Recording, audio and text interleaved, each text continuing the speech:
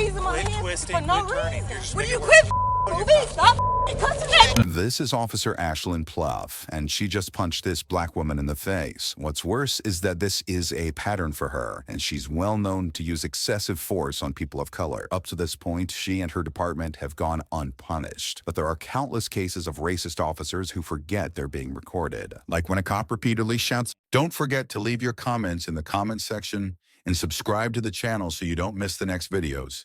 Share your thoughts and support us. I was attending a house party at a friend's place in San Diego. At first, there was nothing unusual about the scene. Soft music was playing, people were chatting and laughing. The house wasn't very large, but the atmosphere was warm and relaxed. Everyone was enjoying their drinks and having a good time. However, the atmosphere suddenly shifted when I heard the sound of police sirens in the distance. The police didn't come because there was any commotion or conflict. I had lived here long enough to know that usually the police show up only if there's an emergency call or something serious happening. But when they arrived, I felt like something wasn't right. A few patrol cars stopped right outside the building's parking area. 2 officers in uniform stepped out of the car, and one of them, a woman, walked towards the group of people standing near the entrance to the house. The first feeling I had was confusion. No one in the group was doing anything wrong, and the atmosphere was still very normal. However, as they approached, I could sense the tension rising. The female officer asked who the homeowner was and quickly began directing some people to stop, preparing to check them. At this point, a few people started glancing at each other, wondering why the police were here with no clear reason. The atmosphere suddenly became tense. A black man, Amari Johnson, was standing near me when one of the officers approached and told him to stop. At that moment, I didn't realize he was the one being singled out. But when another officer began placing his hands on him, I could feel the unease in everyone's eyes. At that point, I knew something wasn't going to go well. From the moment the police arrived, the questions they asked were not convincing. They didn't inquire about the situation or why people were there. They just issued commands, and anyone who didn't comply would be arrested. I began to realize there was a clear racial discrimination in how they were handling things, especially since Amari hadn't done anything wrong. I could feel my heart pounding in my chest as I watched the officers approach Amari. I didn't know him personally, but the way he was being treated struck me. His body language was relaxed at first, though his face was showing signs of confusion. He was just standing there minding his own business, trying to enjoy the night, just like everyone else. He wasn't making trouble, wasn't causing a scene, but suddenly here he was, being confronted by the police as though he was a criminal. The female officer who had stepped forward reached out and placed her hands on him, pushing him back. I saw the look in his eyes, a mix of confusion, frustration, and fear. He didn't resist. He didn't make any move to escalate the situation, but she kept her grip firm, as though preparing for some kind of confrontation that didn't exist. "Stop, stop," he said, trying to calm the situation down, but the words didn't seem to matter. The officer wasn't listening. I could feel the weight of the moment pressing down on me. It was surreal, watching this unfold. I felt an overwhelming sense of powerlessness as I stood there, helpless, unable to intervene. The scene was unfolding in front of me, and yet there was nothing I could do to stop it. I looked around, noticing the looks of concern on the faces of the others in the group, some of whom had already started stepping back. It was as if they all knew what was coming. Amari was still calm, but there was a tension building up in the air. He was trying to explain himself, to make the situation clear. "I didn't do anything," he said, trying to get his point across, but it was as though the officer didn't care to listen. Her face remained emotionless, focused solely on the task at hand. It wasn't just about checking if he had done something wrong. It was about asserting power, about showing dominance over him. He was being treated like a suspect when he hadn't committed any crime. The other officer, a man who had been standing off to the side, stepped forward. I could see his body language change as he took hold of Amari's arm and began pulling him. "You're not going anywhere," he said, the words cold and authoritative. The grip on Amari's wrist tightened, and the fear in his eyes grew even more apparent. His confusion turned to frustration, and I could feel my heart break for him. He didn't deserve this. No one did. And yet, it was happening right in front of me. I watched as Amari tried to break free from their grasp, the only instinct left in him to protect himself. "Stop touching me," he shouted, but the officers didn't stop. Instead, they pushed him harder, shoving him onto the ground. It was a sharp contrast from the peaceful, casual evening we had been enjoying just moments ago. The weight of the violence was suddenly undeniable. It was a slap in the face of all the things I had believed to be true about justice and fairness. As the officers continued to restrain him, I could hear him talking back, trying to maintain his dignity, even as the officers ignored his words. "I told you I was doing nothing wrong," he kept repeating, but it was as if his voice was nothing more than background noise to the officers. His words fell on deaf ears, drowned out by their focus on him as an object to control. The anger and humiliation in his voice were clear, but there was nothing he could do. His body was being manhandled, his rights disregarded. I could feel my own anger rising. The injustice of it was overwhelming. I had never seen anything like this before, but I knew in my gut that it was wrong. It wasn't just the physical force they were using on him. It was the way they saw him, the way they had already decided he was guilty without any proof, simply because of his skin color. The situation was escalating, and I could feel the tension crackling in the air. It wasn't just about this moment. It was about the hundreds of thousands of moments just like this one, where people of color were treated as less than, as undeserving of basic respect, simply because of who they were. Amari's voice was getting louder now, desperate. "I'm not resisting," he shouted, his body struggling against their hold. But the officers didn't care. They had him in their grip, and they were not going to let go. The woman officer moved to cuff him, pulling his arms behind his back with a roughness that made me wince. His wrists were twisting awkwardly as the metal cuffs clamped down on him. The way he flinched, the way he cried out in pain. Everything about this felt wrong. This wasn't just about a law enforcement officer doing their job. This was about an abuse of power, a misuse of authority to subdue and humiliate a person because of their race. I felt sick to my stomach as I stood there watching. There were bystanders around, some with their phones out, recording what was happening. The officers didn't seem to care. They were used to this. They were used to being recorded, and yet they knew the system would protect them. It always did. There was no accountability, no fear of consequence. The feeling of helplessness was unbearable. I wanted to speak out, to shout, to tell them that what they were doing was wrong, but I knew that the moment I opened my mouth, I'd be next.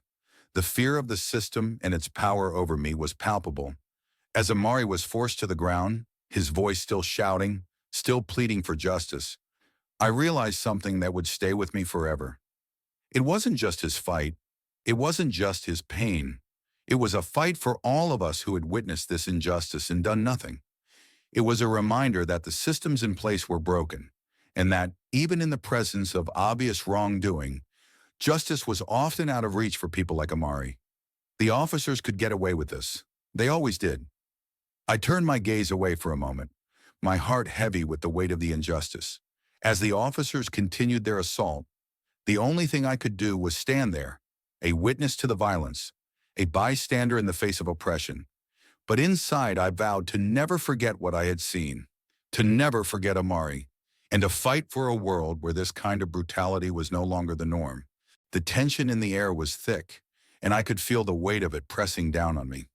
As Amari was pushed to the ground, I could see the fear in his eyes, the frustration building up inside of him as his body was pinned beneath the weight of the officers. The chaos around me seemed to fade away for a brief moment as I focused solely on him. I could hear his voice, desperate and angry, but also broken. He wasn't just resisting the arrest.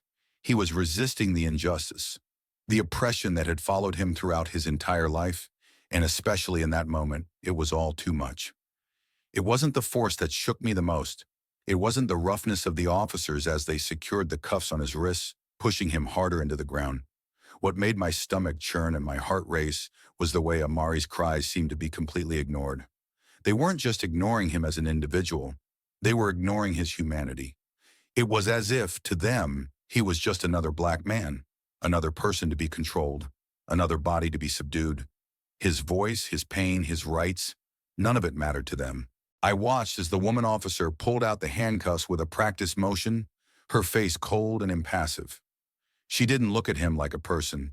She looked at him like a problem to be dealt with, an obstacle in her day. The man officer's grip was firm, unforgiving, and when Amari tried to resist, they both shoved him further into the pavement. It was as though his very existence was a challenge to them, a challenge they had to correct with force.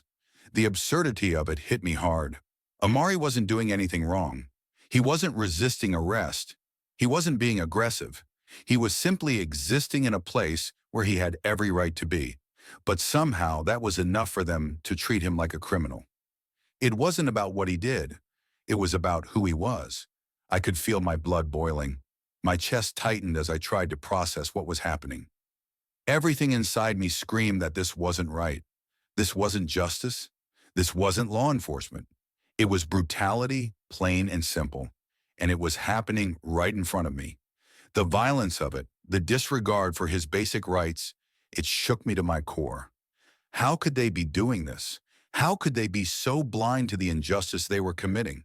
The officers continued their work, their voices sharp, commanding. But Amari's voice didn't die down.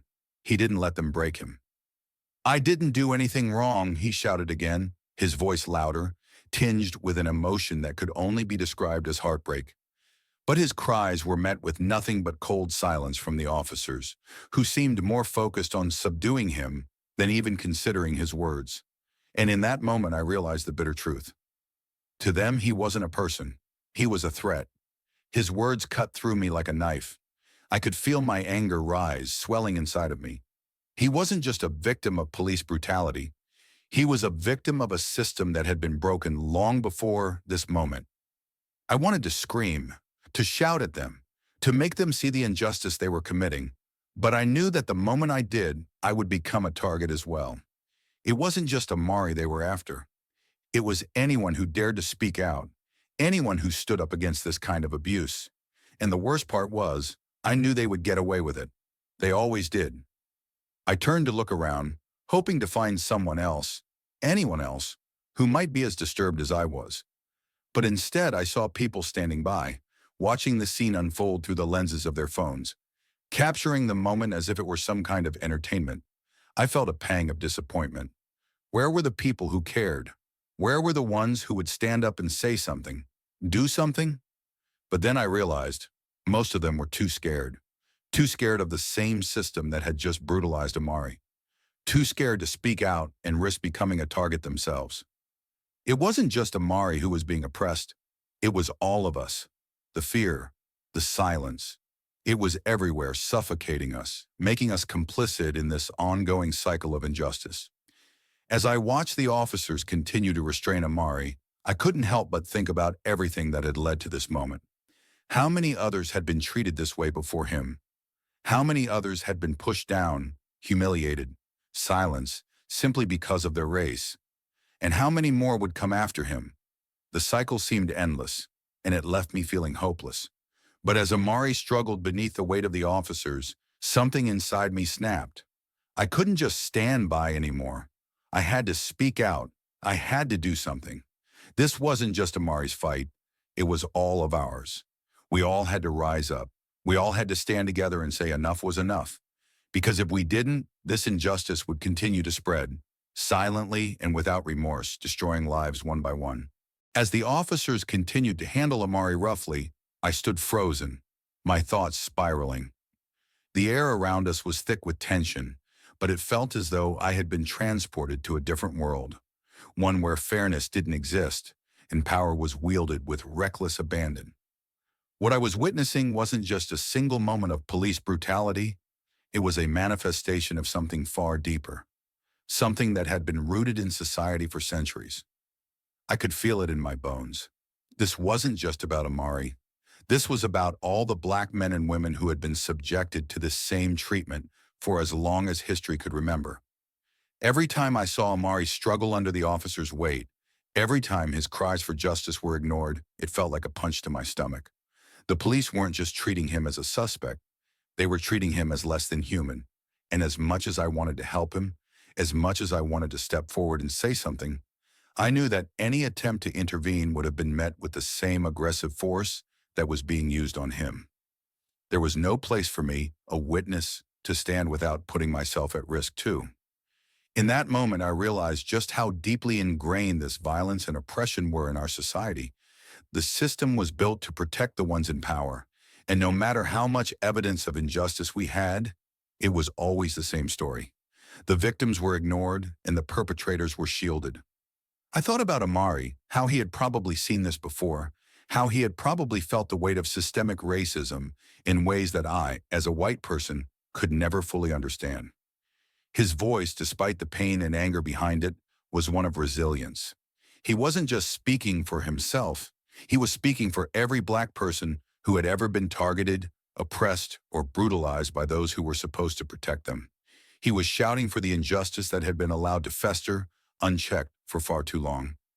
I couldn't help but think back to the countless times I had heard stories of black people being treated unfairly by the police. How many others had faced the same fate as Amari?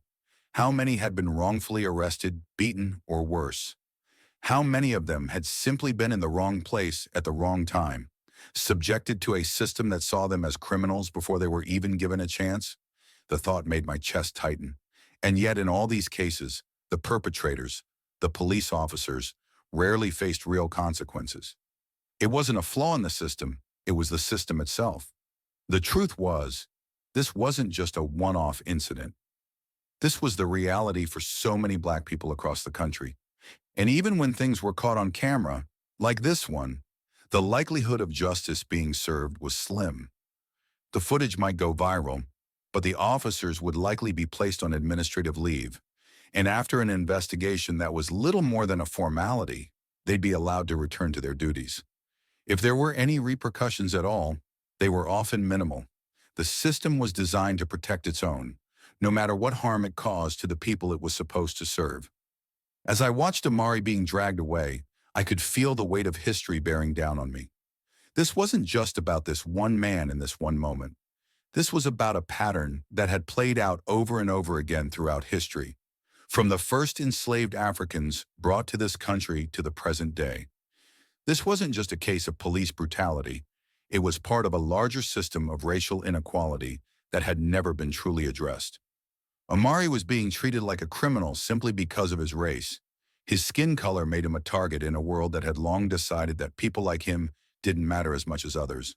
And as I watched him being taken away, I couldn't help but feel the crushing weight of that truth. It was a stark reminder that no matter how much progress we thought we had made, we were still living in a world where racism was alive and well. But as I stood there, watching the officers move away with Amari, I felt something else stir within me, a sense of determination. I couldn't change what had just happened, but I could make sure it didn't fade into the background, like so many other instances of injustice. I could use my voice, my platform, to speak out against what I had witnessed. I could make sure that the story of Amari, and all the others like him, was told loud and clear. It wasn't enough to just be a bystander. It wasn't enough to just feel bad about what had happened. I had to do something. The fight against racial injustice wasn't going to be won in a single moment, but it started with one person speaking up, one person standing up and saying, "Enough is enough." And I knew that I had to be part of that change. I had to stand up, not just for Amari, but for all the people who had been silenced. So, for all the victims of police brutality who had never had a chance to have their stories heard. I stood there in a daze, unable to process everything that had just unfolded in front of me. The police had taken Amari away, and the crowd had begun to disperse, some still talking in hushed voices, others too shaken to speak. The night that had started with laughter and light conversation now felt tainted. The energy was gone, replaced by a quiet sadness that lingered in the air. I could feel it in my chest, the heavy weight of what I had just witnessed. I wasn't just upset, I was devastated. I couldn't shake the image of Amari's face as the officers dragged him away. I could still hear his voice echoing in my mind, demanding respect, calling for fairness, crying out for justice. His voice had been so raw, so real, and yet no one had listened. The silence that followed his cries was deafening. It was the silence of a system that had failed him long before that moment, a system that would fail him again once the headlines of this incident faded into the background. As I sit here reflecting on that night, the events keep replaying in my mind like a broken record. The image of Amari's face, The fear and defiance in his eyes as he was dragged away, the helplessness in his voice. These are the moments that continue to haunt me. The tragedy isn't just in what happened to him, but in the realization that this could happen to anyone, anywhere. And the system that's supposed to protect us is often the one that does the most harm. It's a sad truth that the justice system in many ways is rigged. It's rigged in favor of those who hold power, and it's rigged against people of color, against the very citizens it's meant to serve. The police should be there to protect the public, but when they become the ones who cause harm, something has gone terribly wrong. And yet, despite all the evidence we have, countless videos, stories, testimonies, the system refuses to change. The officers involved in Amari's case will probably go unpunished, and even if they do face consequences, it will likely be temporary. The public outrage will fade, and life will go back to normal. But should it? It's uncomfortable. But let's face the truth. These incidents don't happen in a vacuum. They are the result of years, even centuries, of systemic racism that has embedded itself into every corner of society. And until we start confronting that uncomfortable reality, until we stop pretending that it's just a few bad apples in the bunch, we will never achieve real change. Every time we let something like this slide, every time we turn a blind eye, we are complicit in the system that enables this violence to continue. We need to stop waiting for the next tragedy to make us wake up. We need to act now. If we don't, we'll be right here, years from now, still telling the same stories, still fighting the same fight. The change starts with us, every single one of us. We can't keep letting this cycle of violence and indifference continue. Amari's story, and the stories of so many others, demand that we do better. We owe it to them to not stay silent. Here's the hard truth. The fact that we are still having this conversation about the same things we've been talking about for decades proves that nothing has changed. We've had enough time, enough chances to make things right. But what do we see instead? More deaths, more brutality, more silence. The reality is simple. The police aren't the heroes they claim to be. They are part of a system that has failed us for too long. And anyone who doesn't see that is either too privileged to care or too blind to the truth. The system needs to be torn down and rebuilt from the ground up. And if you're uncomfortable hearing that, you're probably part of the problem. If you're outraged by what you've seen in this video, don't just scroll past. Don't let Amari's story, and the countless others like it, be forgotten. Share this video, talk about it, and make your voice heard. We need to keep pushing for change, to demand accountability from those in power, and to refuse to let this cycle of injustice continue. Like, comment, and subscribe to stay informed about these important issues. Your voice matters, and together, we can fight for a world where justice isn't just a word. It's a reality for everyone, regardless of race. Don't stay silent. Speak up.